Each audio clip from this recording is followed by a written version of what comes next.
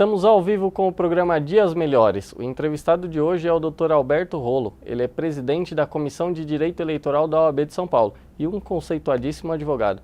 Boa noite, doutor. Existe mais algum órgão que também busca efetivar uma reforma política ou levar ideias ao legislador para que seja feita uma reforma política adequada? Porque é um campo bem amplo, acho que necessita da participação da população como um todo. Eu sei que muitas vezes um popular não tem o conhecimento técnico para propor nada, mas também opinar no cenário nacional. Existem outros órgãos também nesse sentido? Olha, a OAB tenta fazer um trabalho de conscientização. A OAB Nacional propôs aí voto para escolher candidatos proporcionais, deputados federais, deputados estaduais, em 2 turnos. Com todo respeito pela nossa OAB Nacional, a qual nós todos devemos, não diria obediência, mas devemos respeito, né? Um respeito, sim. Sim. Mas eles fizeram, não sei a ideia de quem foi, só sei que não é ideia de advogado, não. Propuseram algumas coisas inaceitáveis, que foram recusadas pela OAB estadual sob a presidência do Marcos da Costa, que consultou as bases, consultou os advogados, quem militava na área e alta intelectualidade jurídica, como esses nomes que eu dei para você, e chegamos à conclusão que aquilo não era bom, não era respeitável, seria, tal, mas nada de positivo. Mas a OAB estadual tem pelo menos esses 2 canais. O canal do Ives Gandra, que preside a Comissão de Reforma Política específica, onde nós estamos debatendo esses temas, e a nossa própria Comissão de Direito Eleitoral, onde há só militantes da advocacia eleitoral. Você não sei se faz parte, mas o Roberto, que agora está na corregedoria aqui de São Caetano, doutor Roberto, ele já faz parte da nossa comissão, está indo sempre lá. Você desde já está convidado, porque tem militado na área também do direito eleitoral, e pode ser perfeitamente um veículo, a sua TV web aqui, de ideias. E a ideia ela não precisa vir em juridiquês, basta que ela venha, basta que ela venha. Ah, é melhor fazer, não ter reeleição. Tá bom, não ter reeleição. É uma ideia, vamos... Depois é convertido de uma forma técnica. Em projeto de lei, projeto em PEC, projeto de emenda constitucional, o que for. Nós fazemos isso, não há problema nenhum. Então é possível não diria um conflito, mas formas diferentes de colocar. A OAB Nacional se posiciona de uma forma e a Estadual de São Paulo se posiciona dessa forma. É possível que isso aconteça? Eu sei que na prática está acontecendo, ou pelo menos o que o senhor falou, está mais ou menos nesse sentido. Mas na hora de apresentar, é possível cada órgão, cada entidade apresentar um? Olha, é o que eu digo a você, nós temos que ter respeito pela comissão, pela OAB Nacional, pelo Conselho Federal da OAB. Mas o nosso respeito não implica em subserviência. Claro. Você tem, como na Justiça, você tem um acórdão do Tribunal Superior Eleitoral, são sempre aqueles 7 ministros que dão um acórdão, mas a Justiça Estadual diz, não, eu não sou subordinado, eu não sou obrigado a obedecer. Sim. Eu penso assim, eu sou independente para pensar, eu penso dessa maneira e acabou. A mesma coisa com a OAB. A OAB Nacional tem o seu pensamento? Tem. Olha, presidente, o problema é o seguinte, nós não concordamos com isso, por tais motivos, então nós vamos apresentar as nossas propostas. Ou vocês encampam as nossas propostas, ou nós vamos diretos para a Câmara Federal, para o Senado Federal, procurar oferecer a nossa participação. E aí o legislador escolhe faz uma avaliação, mais interessante, exatamente. Sem dúvida nenhuma. E doutora, a gente está num momento, diante de criações de partidos, também a reforma política não existiu, e acho que isso é necessário pelo momento atual, aliás, histórico, a gente precisa disso atualmente. Por que desse corre-corre na troca de partidos? A gente viu também a questão da Marina Silva, na tentativa do Partido Rede.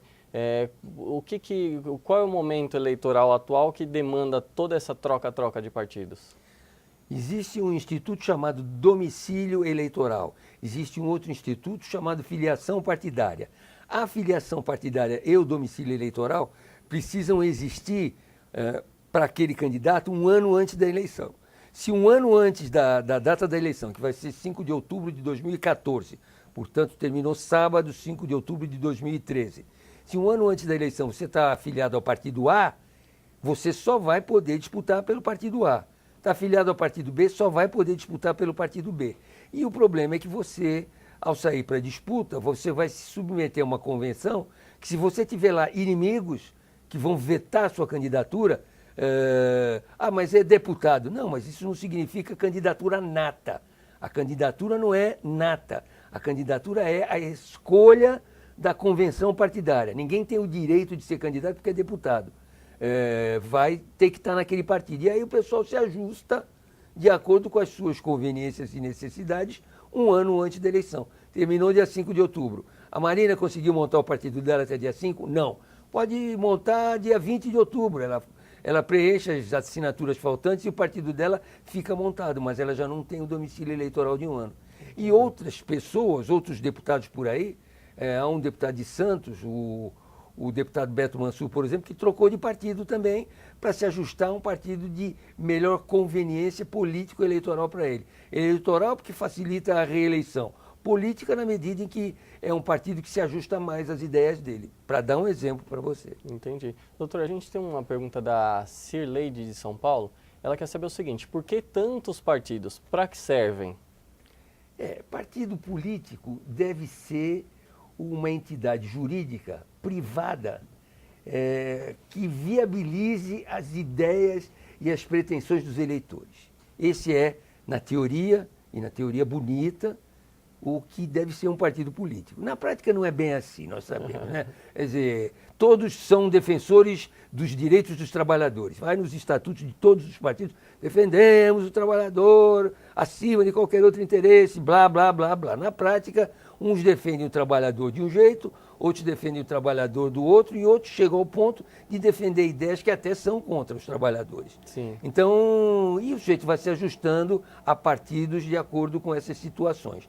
Agora, o que aconteceu foi o seguinte: houve um momento na história eleitoral do nosso país que foi criado, isso há 12 anos atrás, um instituto legal chamado cláusula de barreira. Quer dizer, o partido que não atingisse naquela eleição de deputado determinado número de votos, na primeira eleição seguinte ele já não podia mais fazer bancada e ter liderança partidária e algumas benesses que essa situação traz. Dali a 4 anos houve mais uma censura, diminui a possibilidade de participar do horário eleitoral. E dali a mais 4 anos, que a lei estava em vigor, partidos deixavam de existir, pura e simplesmente. Ou você fazia 1% dos votos em 9 unidades federativas, 1/3 das unidades federativas do Brasil. Unidade federativa é o Estado. A gente chama de unidade federativa porque tem o Distrito Federal, que não é Estado. Então, 1/3 dessas unidades você tinha que fazer aquele mínimo de votos. Não fez, o seu partido deixa de existir. Não tem mais verba partidária, não tem mais horário na televisão, não tem mais bancada, não tem mais nada. Fica seco. Evidentemente, o partido fecha as portas e termina. Bom, estava isso valendo. Iria reduzir o número de partidos para 7, no máximo 8. De repente vem o Supremo Tribunal Federal e, baseado no fato de que partidos pequenos, como o PCdoB, são partidos históricos, não são partidos sujeitos a outro tipo de influência, partidos antigos, mas eles não conseguem fazer o número de votos. Existe alguma sugestão para modificar essa situação partidária atualmente? Eu também não vou entrar no mérito se partido é bom ou se partido é ruim, mas a gente vê muitas vezes vários partidos na mão de uma única pessoa, e aí restringe um pouquinho o universo de candidatos. Existe alguma proposta para, pelo menos, melhorar essa situação?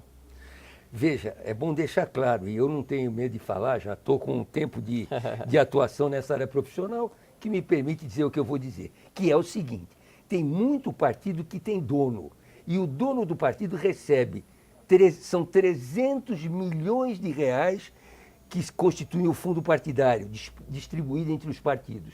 Que seja partido nanico, vai receber 5 milhões de reais, que fica na mão do presidente, que faz daquilo que ele quer. Viaja para cá, viaja para lá, diz que está viajando a estudos. Vou conhecer o funcionamento dos partidos na Alemanha. Compra uma passagem de primeira classe, na Lufthansa, né? Ou na TAM também, dá bom trânsito. Vai para lá, se hospeda do lado de uma universidade, vai 3 vezes visitar a universidade, anota no caderninho quem foi que atendeu, etc. E diz, olha, eu gastei o dinheiro aqui. Bate o ponto, É, né? não é? Pronto, gastei o dinheiro aqui. Então, esse é um dos motivos. E mais, o segundo motivo, esses pequenos partidos de grandes donos, ou de pequenos donos, o problema não é o tamanho, o problema é o que eles fazem. Poucos donos, né? Poucos donos. Esse povo vende o horário. Aí eu tenho direito a 1 minuto na televisão. Esse 1 minuto eu vou vender para você, que é do partido grande, você me paga tanto. E aí nós fazemos coligação, não fazemos coligação. Quer dizer, isso é o que se diz uma fornicação. Quer dizer, altamente desagradável. Partidos que representem ideologias realmente têm lugar para 7, 8, não mais do que isso. E esses partidos nanicos agem dessa maneira. Não é isso bonito que você falou, não. É coisa feia mesmo. É passar a mão na grana, é vender horário eleitoral para partidos grandes. Então isso tem que acabar. E qual é a maneira de acabar?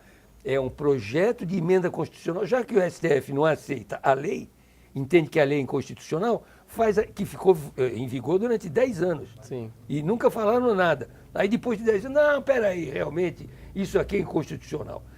A alta sabedoria dos nossos ministros do STF, a maioria deles com idade inferior à minha, portanto eu já tenho idade pelo menos, talvez não a cultura jurídica deles, mas idade pelo menos para falar o que eu estou falando, vêm e inventam que a lei não pode... Tá bom, não pode a lei, então vamos fazer uma PEC, um projeto de emenda constitucional do mesmo teor que faça com que no final da aplicação dessa emenda você tenha 7 ou 8 partidos, que é o máximo que o país aguenta. E doutor, tem mais perguntas de internautas, mas eu queria, nesse tema, eu acho que uma questão muito importante. Se por um acaso ficar na mão de 7 ou a existência de 7 ou 8 partidos, não vai diminuir o número de donos de partidos? Não serão 7 ou 8 partidos que serão 7 ou 8 donos?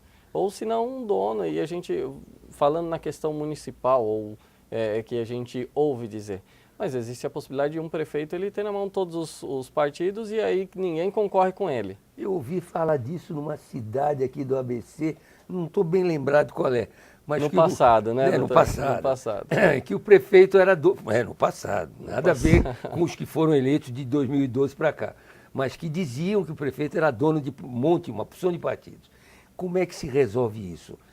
Você resolve também, e é um segundo momento em que nós estamos propondo, não só uma cláusula de um projeto de emenda constitucional, como a democratização dos partidos.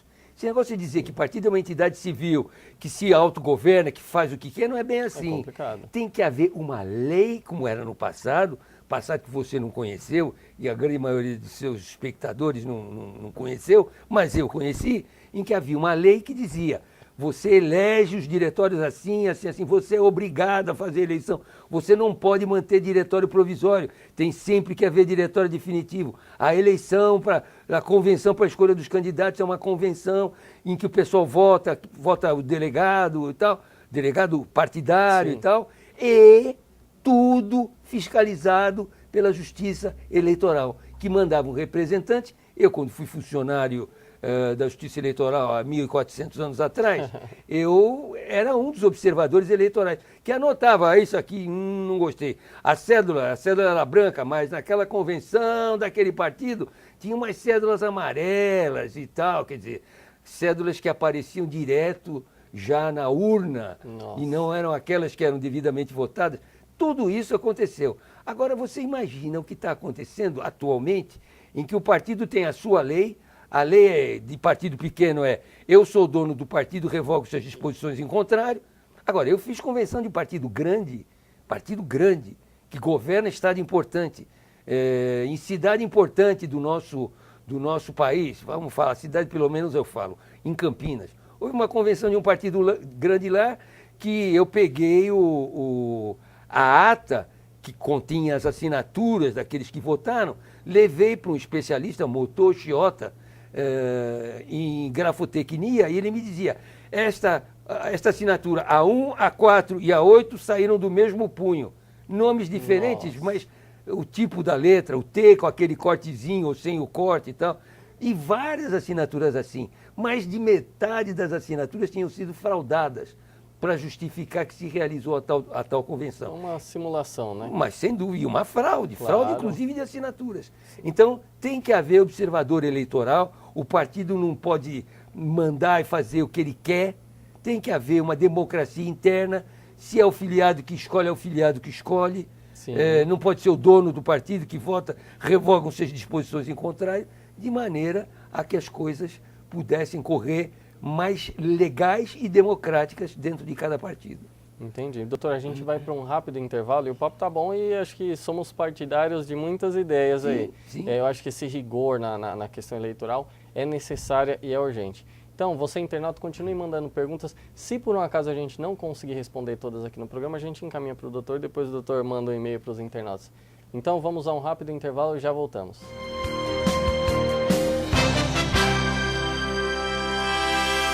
Deitado eternamente em berço esplêndido, ao som do mar e à luz do céu profundo. Fulguras ao Brasil, florão da América. Iluminado ao sol do novo mundo. Do que a terra mais garrida. Teus risonhos, lindos campos têm mais flores. Nossos bosques têm mais vida. Nossa vida em teu seio mais amores. assine a petição pela lei do desmatamento zero. Eu assinei. E eu também assinei. Eu assinei. Abrace essa causa. Assine.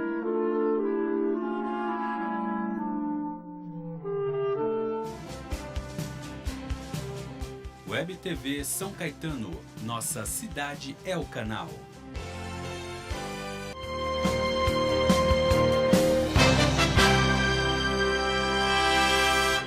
Voltamos ao vivo com o programa Dias Melhores. Você continue mandando perguntas, tá vindo muita pergunta aqui, viu, doutor? Vou tentar ser mais rápido. Não, imagina, pode à vontade porque o papo está muito bom.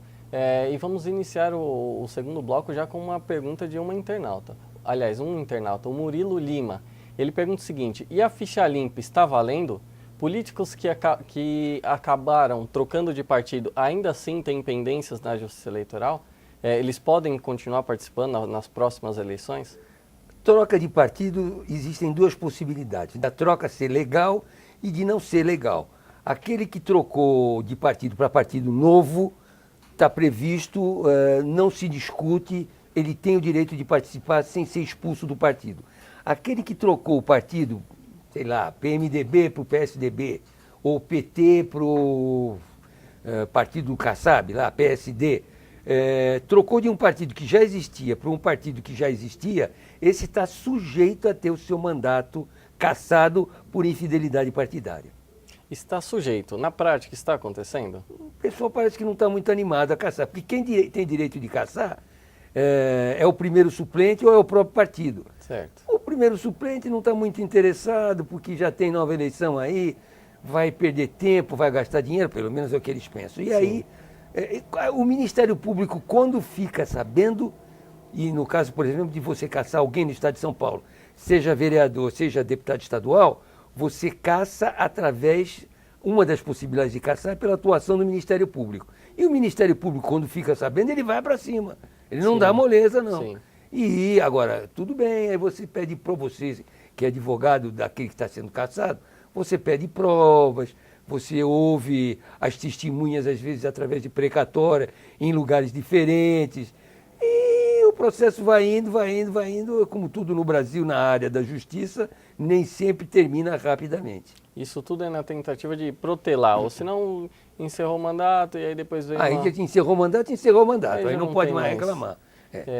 E a questão da ficha limpa também, doutor, que muito se falou, foi um momento, na eleição passada principalmente, onde se questionava, olha, muita gente não vai conseguir ser candidato. Foi esse reflexo mesmo? Foi, muita gente não conseguiu ser candidato. E está havendo até agora cassação, até por inelegibilidade superveniente.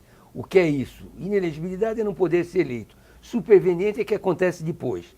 Então, você tem até o dia 5 de julho para mandar o seu material para você poder ser registrado candidato. E ali existem prazos de 15, 20 dias para serem feitas impugnações e para serem julgadas essas impugnações.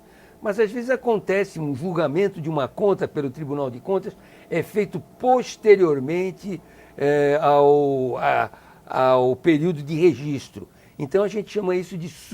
E a Câmara aproveita e mantém o parecer contrário ao candidato. É uma inelegibilidade que acontece depois do período normal, é superveniente, acontece depois. Também gera cassação, e tem uma porção de cassações por aí.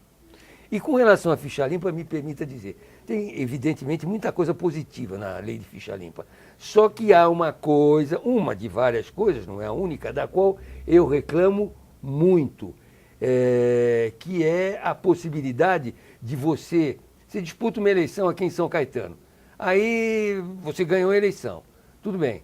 Aí, por alguma razão, você perde o seu registro porque você praticou algum ato indevido, andou comprando voto, que não pode, inclusive é crime, você comprou voto para aquela eleição. Muito bem, pô, mas você ganhou a eleição. Ah, vamos caçar você, que foi o primeiro colocado, e vai o segundo colocado. Eu sou contra isso. Isso lembra um pouco o show da Xuxa. Show da Xuxa. A Xuxa chegava lá no palco e dizia para a criancinha, você ganhou o segundo lugar. Democracia não é isso. Democracia é o primeiro colocado, porque o parágrafo 1º do artigo 1º da Constituição Federal diz, todo poder emana do povo. O poder emana do povo, não do julgamento da Justiça Eleitoral. A Justiça Eleitoral tem o direito, na minha opinião, quando muito, e tem esse direito, de caçar o chute que agiu mal na eleição. Sim. Tem esse direito. Mas chegar e dizer, não, eu cacei você que é o primeiro colocado e agora eu vou colocar o segundo, que perdeu a eleição, não foi isso que o povo quis. Então, um dos remendos que nós estamos tentando fazer na lei de ficha limpa é obrigar, toda vez que caçar alguém, porque agiu mal, porque o candidato andou praticando esse crime, abusou do poder econômico, abusou do poder político, colocou os médicos todos do governo para assistir uma palestra na direção de determinado candidato, isso para dar exemplos para você. Tudo bem, você está caçado, mas vou eu, Justiça Eleitoral, fazer uma nova eleição para que o povo diga o que ele quer.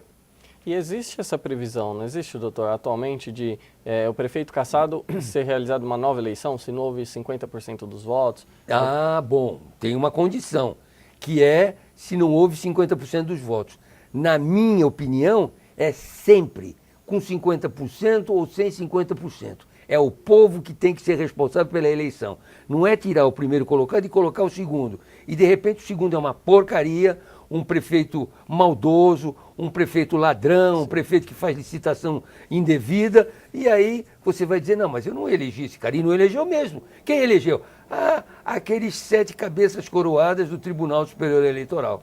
Faz favor. É o famoso tapetão, não é, tapetão. Doutor? Quem tem que decidir é o povo. É uma circunstância que, infelizmente, acontece.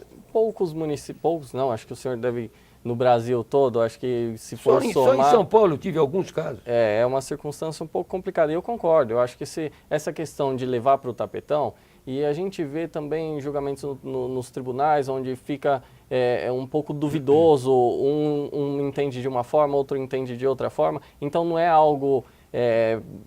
definitivo, não é algo que todos pensam assim e acabou. Então eu concordo, acho que... Agora, me permita dizer, como exemplo, do caso de Osasco. Sim. Em Osasco, o candidato a prefeito Celso Giglio teve as suas contas, teve 8 anos de governo, as 7 primeiras contas passaram.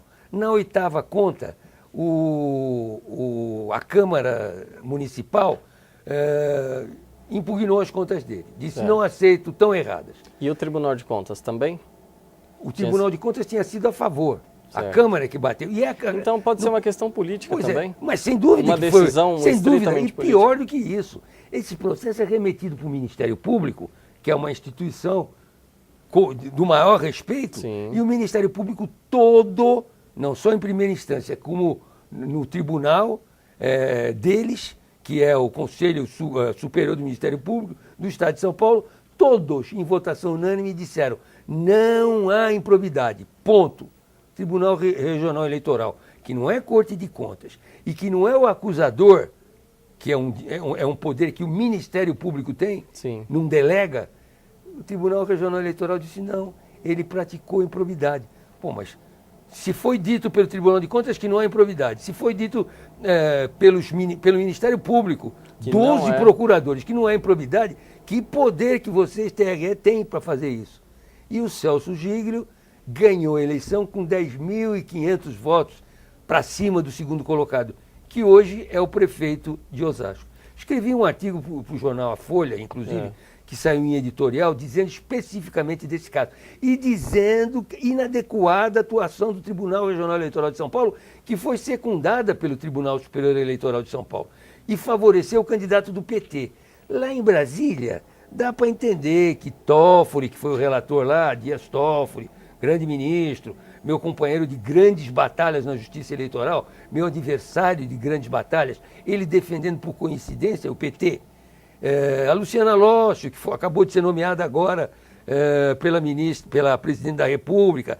Dá para entender que esses caras tenham aviltado o respeito à obediência legal e tenham votado a favor do candidato do política, PT. Aí envolve uma questão política, sem dúvida nenhuma. É complicado, porque enfraquece a democracia, sim, né, doutor? Sim, Eu acho que a gente já está, a classe política já está com uma aparência, as pessoas não gostam muito da classe política já em decorrência desse tipo de coisa.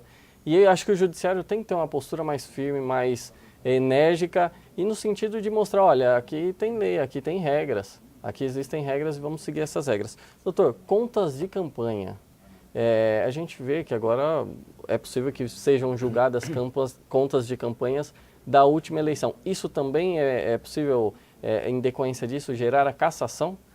A cassação, dependendo se as contas prestadas foram prestadas com defeitos tais que possa ser aplicado o tal do artigo 30A, quer dizer, você esquece de dizer quem fez a doação, você não registra despesas que foram feitas. Mas e aí, como é que você descobre esses erros? Por um procedimento chamado circularização. O tribunal, os tribunais, mandam para todas as gráficas do Estado de São Paulo pedido de informações. Quem foi que trabalhou com vocês, sendo político, quanto foi que gastou, qual foi o material feito. E aí não existe nem declaração, o sujeito não declarou que gastou com aquela gráfica. Quer dizer, fraudou a declaração. Esse tipo de situação gera, sim, a cassação por contas mal prestadas. Mas existem problemas menores de contas mal prestadas que acabam fazendo com que o Tribunal Superior Eleitoral brigou nessa eleição. 4 achavam que não tinha que cassar, porque a lei não prevê, basta que as contas sejam entregues. Mas 3 acharam que tinha que cassar. E, sei lá, agora esse povo que está lá agora, para a próxima eleição, como é que eles vão julgar? Então, contas de campanha também correm o risco de trazer o decreto de inelegibilidade. Então, os candidatos ou os políticos fiquem avisados. Né? Contratem um bom advogado, como o doutor Daniel, e como e nosso mestre. Vão ter, evidentemente, o trabalho mais bem feito. Mas não vai bastar advogado, não. Você tem que ter um contador, senão... Sim. E outra, advogado não faz milagre, né, doutor? Faz o máximo, mas tem que ser dentro de um certo critério. De preferência não, com certeza. Faça as coisas direito. Pergunte para o advogado o que é fazer isso aqui eu preciso declarar.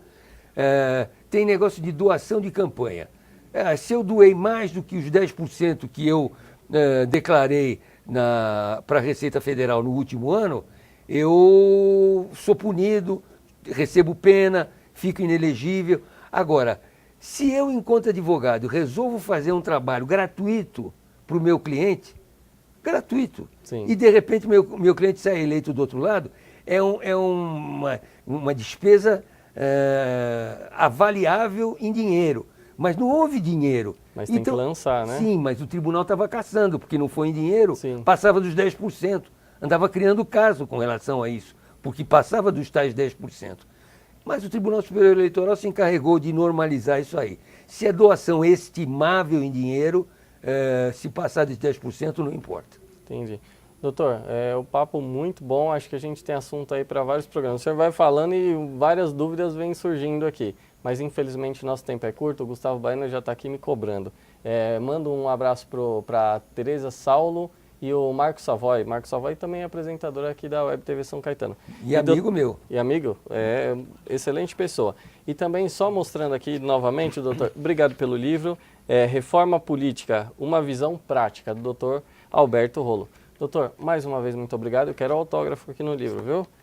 Mais uma vez, obrigado por participar do nosso programa. Acho que o senhor tem um tempinho aí, se quiser se despedir do nosso internauta. E vocês continuem mandando perguntas para próximos programas, sugestões de pautas, que a gente sempre está atendendo e reproduzindo nos próximos programas. Se o senhor quiser se despedir, doutor? Sim, deixando a informação para quem nos assistiu e que repasse isso para outros, que todo o poder emana do povo. O que vale é a eleição, é voto na urna. Hoje nós temos uma urna informatizada, espetacular, até onde a minha vista alcança, e eu faço eleição sempre, não está sujeita a ser fraudada. Então guarde isso na cabeça, todo o poder emana do povo. E quando for votar, vote bem, porque a porcaria que você coloca lá vai nos afetar a todos depois. Muito bom, doutor. Obrigado, viu? Vocês continuem mandando perguntas, sugestões e pautas para o próximo programa. Web TV São Caetano, nossa cidade é o canal.